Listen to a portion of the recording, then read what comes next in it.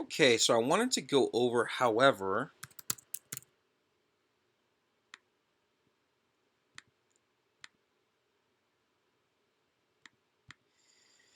and this is something that's pretty important because I didn't go over it in the last, however, video. So I want to just jump right into it.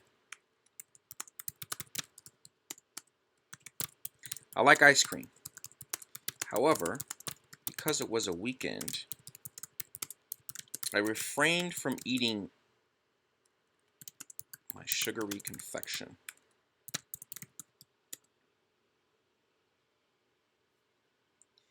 So the reason why that this is decent is because we're not repeating. So let's just copy this.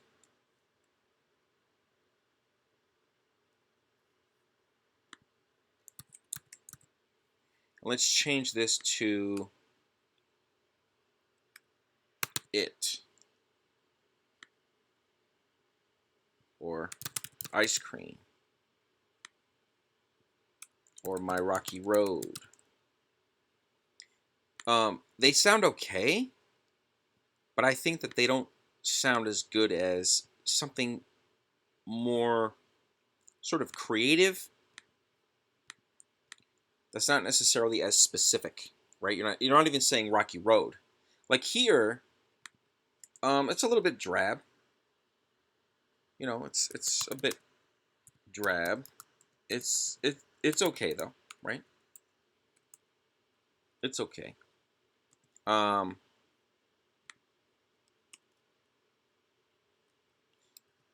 I think that giving it a time frame would improve the sentence, right? So one more specific detail would improve the sentence, right? So if you said, I refrained from eating it this morning, right? Because it was a weekend, I refrained from eating it this morning. But then again, because you said the word weekend, and then you said morning, so it's just a lot of like time, sort of general time blocks. So I actually think that this sentence is not very good regardless, because that actually might be a little bit confusing. It was a weekend, and then this morning, and because it was a weekend, I refrained from eating it. I guess you could say Saturday morning, but then you're saying, oh, it was a weekend, because it also begs the question, well, if you refrain from eating it Saturday morning, then maybe you ate it Saturday night. So, it's like, why point at that specificity, of morning? So I think this is a bad sentence. I mean, it's all right, but I think, when you're adding sort of details that make a block of sentences or a sentence more confusing, then I think it's generally not a very good sentence, or not a good very block, not a very good block of two sentences. So I like ice cream. However, because it was a weekend, I refrained from eating ice cream. That's repetitive, right? It's repetitive, which is the kiss of death. It's boring. You know, it's just it's not good. So this is okay, but this is probably just bad. I mean, unless it's a character's dialogue and that's how the character talks and it's sort of their sort of eccentricity. But if you're writing like an actual formal essay or a formal article or something that is not necessarily the character's dialogue, but something that you're trying to place inside of somewhat of a formal setting, you shouldn't write this way. It's straight boring. So how about this? I like ice cream, period. However, because it was a weekend, I refrained from eating my rocky road. It's decent. It's decent. Um, but I think that because we're learning that his or her rocky road is close by, maybe in the freezer. So it's not bad. I think that this one's the best. However, um, I like ice cream. However, because it was a weekend, I refrained from eating my sugary confection. I think it's taut. I think it sounds the cleanest. So let's check out another sentence. And this is going to be in highlights because I think it's a decent sentence.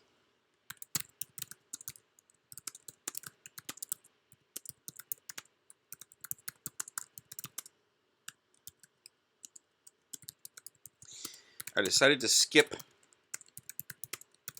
my rocky road adventure this morning. Now, what if you said, I decided to skip rocky road adventure this morning? No, it doesn't make sense. I guess you could say the rocky road adventure, but it's my adventure. But what if you said my rocky road this morning? I decided to skip my rocky road this morning. I think that's probably second best.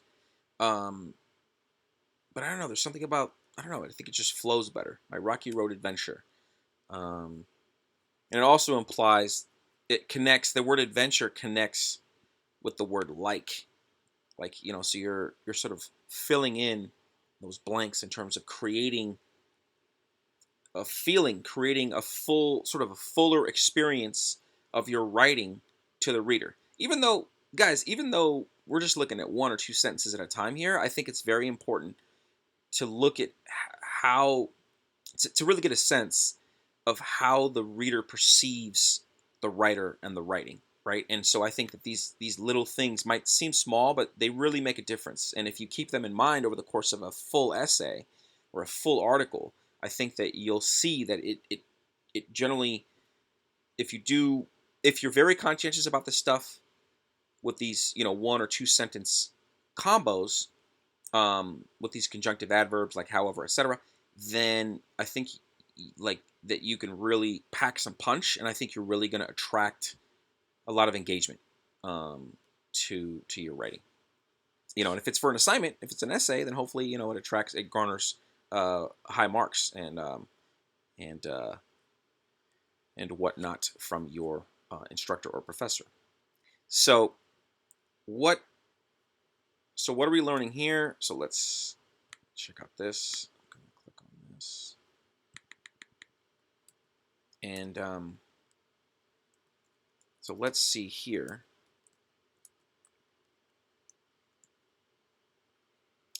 So what did the reader learn? Well, the reader learned rocky road and freezer or nearby. It's the morning when the speaker or the writer, let's just say writer, is writing this. Speaker doesn't eat dairy products before 8 a.m. Okay, so we learned a lot. That's what's great about, you know, words like however, is that you can pack in a lot of meaning, but you don't want to underutilize them. You don't want to have these super short sentences that don't have this beautiful detail that sort of adds to the sentence or sentences. All right, let's go over a few more examples because I really want you guys to get a good picture of this. I like ice cream. However, I don't eat anything other than dry food for noon. So I'm skipping a sweet delicacy this morning. Okay, we're going to dump this. All right, and now I'm going to copy this. And let's see what can make it better. So you could say, so I'm skipping it this morning, which isn't bad. It's actually not that bad. But it could be confusing, right? So does it mean ice cream or dry food? And so this is confusing, right? When you confuse a reader, it's not the end of the world, right? But if you do it repeatedly, It's horrible writing. And ideally, you never want to confuse the reader. That's my goal, guys, is to help help you not confuse the reader ever. But if you do once in a blue moon, at least if you don't do it repeatedly, then and that also gets back into proofreading. I mean, if you proofread many times, then you're gonna really go over this stuff with a fine-tooth comb and look at it granularly and make sure the reader is never confused. That you're as clear and concise as possible. Remember our thesis with these videos? Uh, we want to be as clear as possible, but make the reader work a little bit, right? A little bit. So, but this is not clear. This is not clear. I'm skipping it. It could be dry food. So let's dump that. How about this? So I'm skipping the sweet delicacy this morning. What do you think about this though? What is the first? Okay, so you want to answer the reader's obvious questions as soon as possible. Also, addressing the elephant in the room, which we'll probably go over in a different video. But addressing the elephant in the room, which is something that's big, that's not talked about. It's something that's obvious and big, but it's not being talked about, even though most people in the room, quote unquote, perceive it and are probably thinking about it. But addressing the elephant in the room as soon as possible is a plus to readers. What's the elephant in the room here? Well, the elephant in the room here is you don't eat anything other than dry food before noon. Like that's an eccentric, wacky habit. Like there's no real it's not like that. It's like commonplace. We're like, oh yeah, it's like this huge dietary sort of fad, or it's like a huge movement that I can quickly connect with. It's kind of a head scratcher, right? Anything other than dry food. So you don't eat cottage cheese. You don't eat peaches and cottage cheese. You don't drink milk. I mean, it says eat anything, but so if it's something that's like a sort of an elephant in the room, something that's a little bit eccentric, that's not commonplace, you want to at least address it. At least address it. So what I would say is, kind of like a cat, right? So you're making fun of this. You're making fun of the fact that you have this sort of wacky dietary restriction in the mornings, and you're probably going to keep writing, and you're probably gonna develop this, right? You're probably going to explain this. The more you move on. So develop, interesting dietary restriction, interesting morning dietary restriction, explain, etc. Right? You're gonna clarify. But what's funny is that this sentence here, it stands on its own.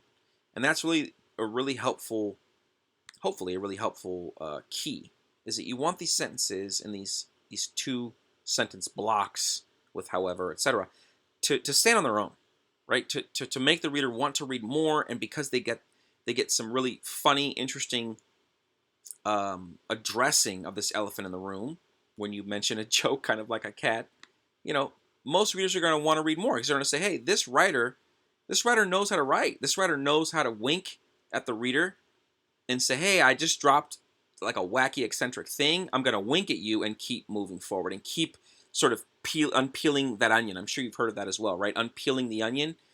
And that's really what you want to do when you're writing, whether it's a story or an essay or an article for a website, etc.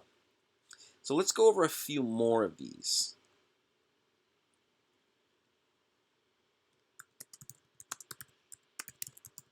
I like ice cream. So maybe it's like a family thing. Maybe your grandmother taught you that, dry food, maybe it's something from a certain culture, but it's cool because those two sentences are self-contained, and then you can sort of develop where that comes from down the road. So let's go over one more. However,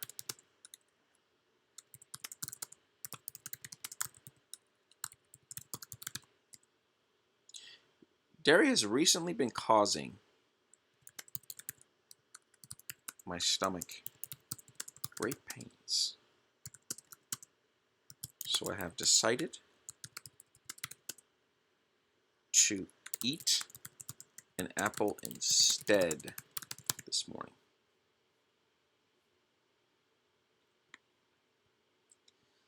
So let's copy this. Let's paste it a few times. So let's say you moved this morning. Just get rid of that.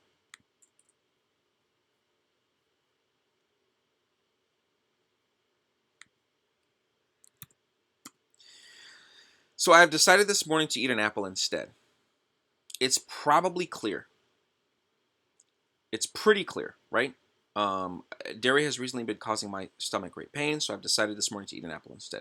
It's pretty clear. I mean, this is solid. I think this is pretty good. But the only vagueness in in the second sentence is, do you guys see it? Is,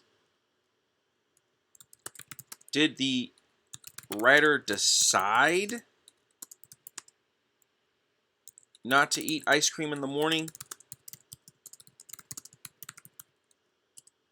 Or did the writer decide not to eat ice cream in the morning and not eat the ice cream? And, no, and it's still morning. Right? So it might be later.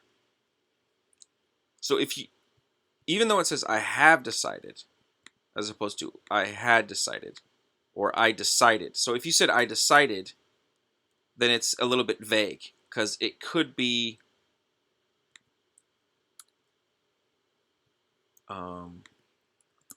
but it's currently the afternoon or evening, right? So that's a little bit vague. So because we don't know when he or she is going to eat the apple, or when he or she is going to eat the apple, or is planning to eat the apple. We just know that he or she decided this morning to eat an apple instead. So if you said,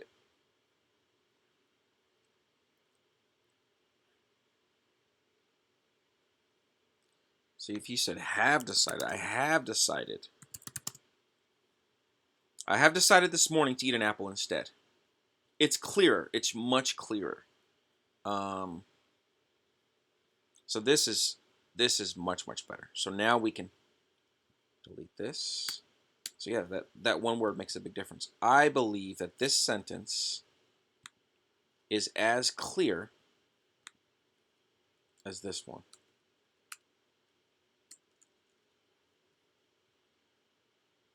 I like ice cream, or these two sentences rather.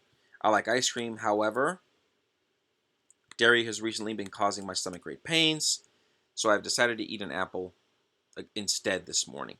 What I like about this, I like this note number one. This is a close second. This is a close second.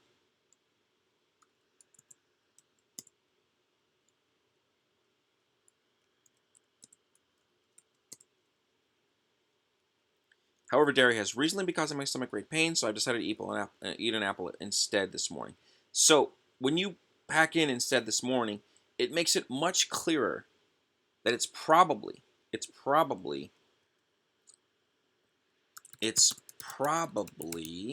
still the morning, and the writer will probably eat the apple this morning. Right? So that's sort of implied here. That is probably still the morning, and the writer will probably, and it's because this is at the end. So these are small points, but looking at a full essay, they can really make a big deal. So I like that one a lot. But I like them both. I think that they both work well. Let's do one more.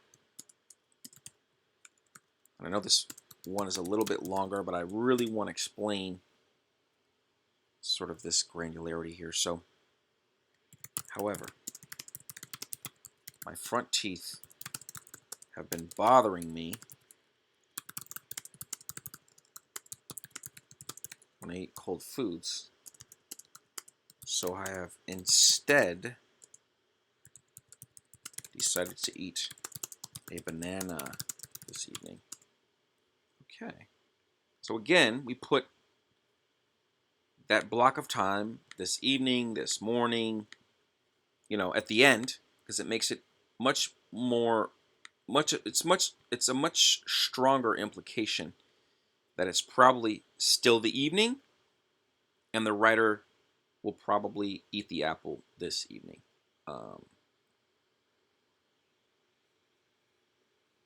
Well, it's definitely the evening now, because after the evening is the next day. So when you say this evening, it's definitely the evening.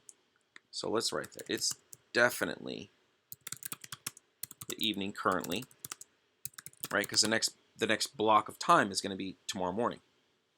So you wouldn't say this evening, but it's actually tomorrow morning. You would say last night, right? You could say yesterday evening, but that's a little bit awkward as far as how people normally talk. But yeah, yesterday evening or last night. But if it's this evening, it's definitely evening currently. And it's pretty clear that the banana will be eaten sometime sometime this evening.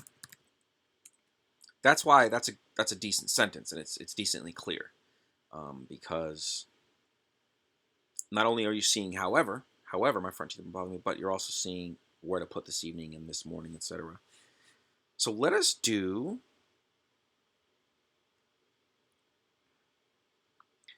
one more.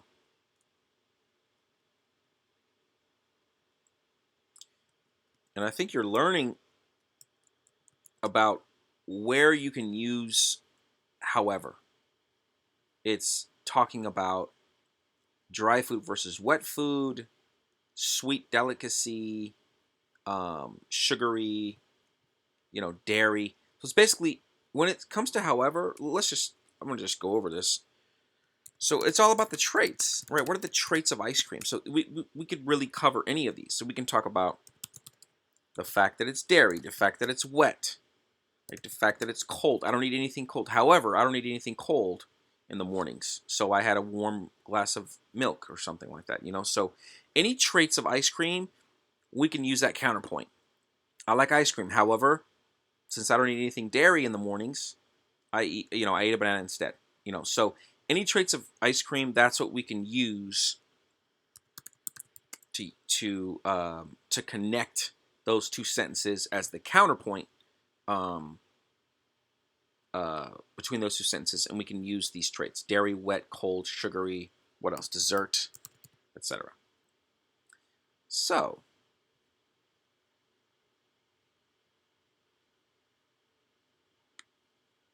I'm going to do two more, and then we should be good. I'm hoping this is helping you guys. I like ice cream. However,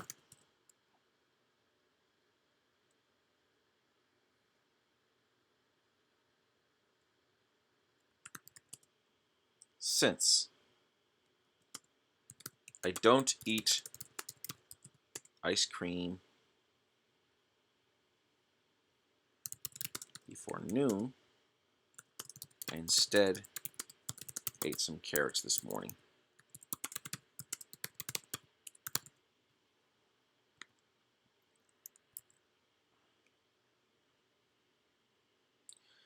So I think the reason why this is a decent sentence pair is because you're mentioning noon, but you're not repeating it, right? You're saying since I don't eat ice cream before noon. So instead of saying, like, you might have said it, since I don't eat ice cream in the mornings, I instead ate some carrots at 10 a.m.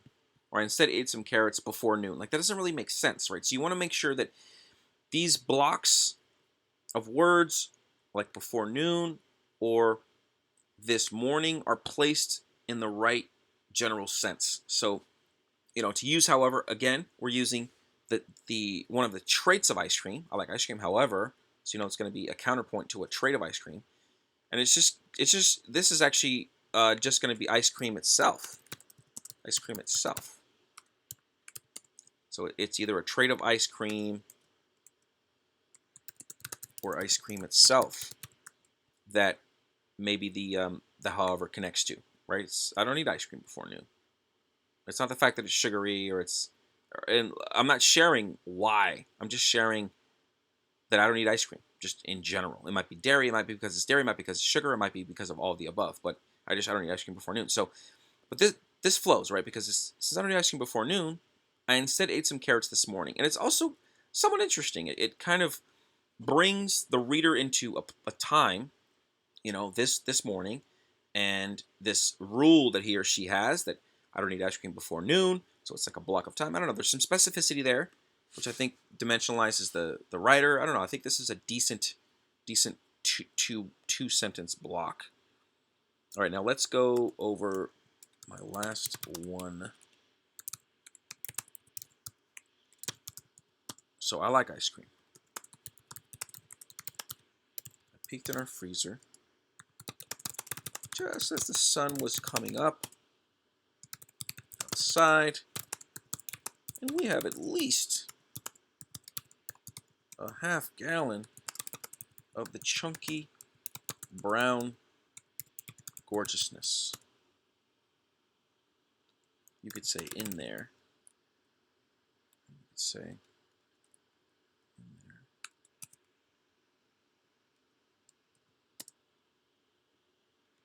However, since I don't eat ice cream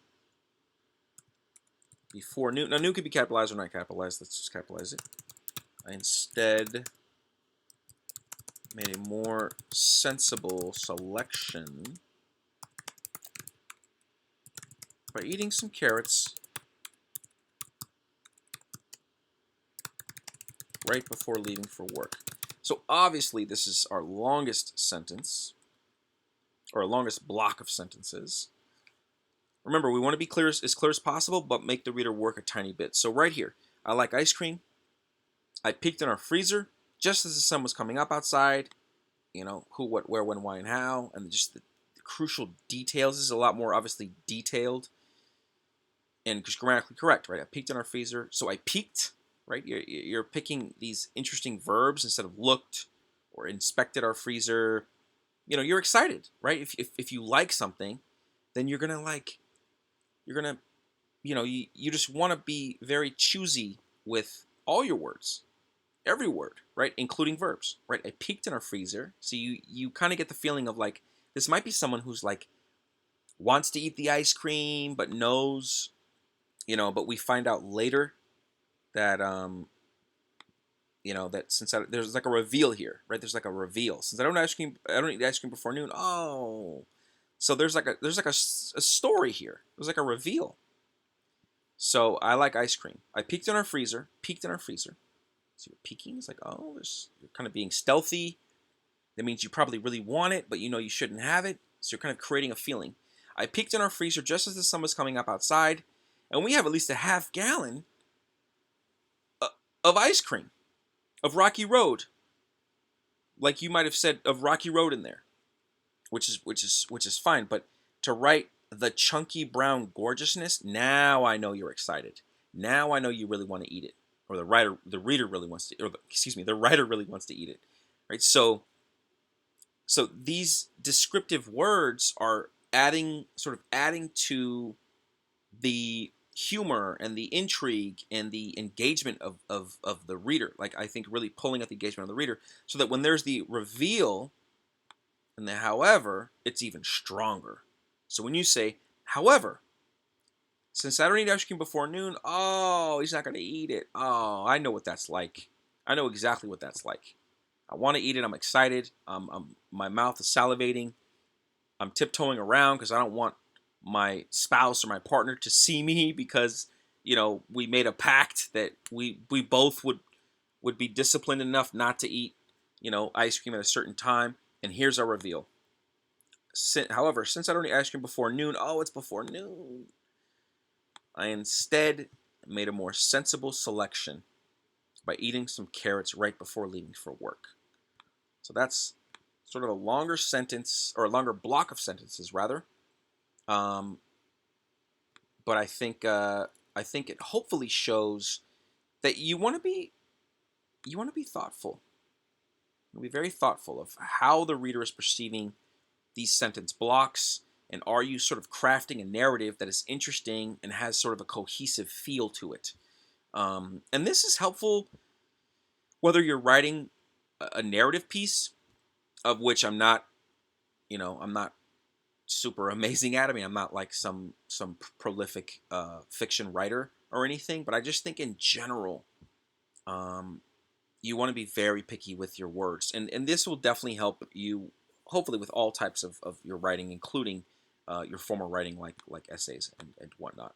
This is a little bit of a longer video, but thank you guys very much for your patience.